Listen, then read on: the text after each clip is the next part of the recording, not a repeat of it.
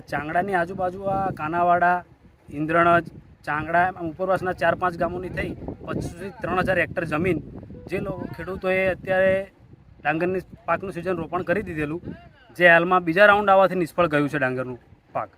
આની પહેલાં જે પહેલો રાઉન્ડ આવ્યો એમાં ધરું નિષ્ફળ ગયા. આવી રીતે સતત 20 વર્ષથી ખેડૂતો આ સમસ્યાનો સામનો કરે છે.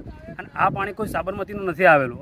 આ પાણી જે ઉપર ડાકોરની સાઈડ જે ઉપરવાસમાં વરસાદ થાય એ વરસાદી પાણીનો નિકાસ જે અહીંયાથી નીકળે છે એ નિકાસનું પાણી ભરાય અને વર્ષોથી ખેડૂતોના આ પાક નિષ્ફળ જાય છે. આમ વર્ષોથી ખેડૂતો આ રીતે એક આર્થિક સ્થિતિનો પણ ભોગ બને છે. એટલે તમારા માધ્યમથી હું સરકાર તંત્રને એ જ કહેવા માગું છું કે આ જે ઉપરવાસનું પાણી આવે છે એને આગળના ભાગોમાં અલગ રીતે ડાયવર્ટ કરી અને અમને આ પાણીનો ફોર્સ અહીંયા ઓછો થાય અને આ જે નિકાસ અહીંયાથી નીકળે છે એને આગળથી પૂરતા પ્રમાણમાં પહોળાઈ આપી અને આ પાણીનું યોગ્ય નિરાકરણ લાવે તેવી માંગણી છે.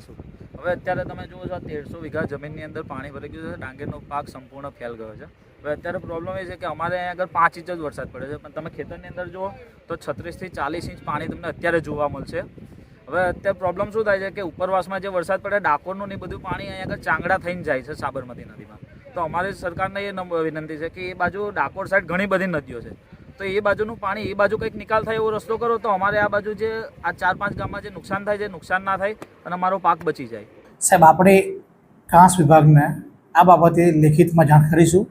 તેમજ આ જે ચાંગડા, મહિયારી, ઇન્દ્રણજ, બિલરામપુરા, કાનાવાડા જેવા જે ગામોમાં પાણી ઘૂસ્યા છે કાંસના, તો એ બાબતે ખાસ વિભાગને લેખિતમાં જાણ કરી અને એમને મદદ થવા જણાવીશું.